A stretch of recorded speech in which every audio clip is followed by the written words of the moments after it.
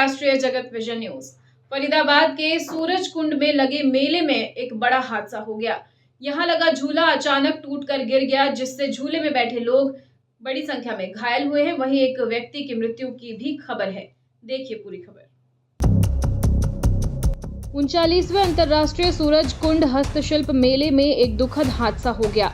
मिली जानकारी के अनुसार मेले में लगे एक झूले के अचानक टूट जाने से उसमें सवार लोग गिर गए। झूला झूलते समय अचानक तकनीकी खराबी के कारण झूला टूट गया। झूले के नीचे दबने से एक व्यक्ति की मृत्यु की खबर भी है।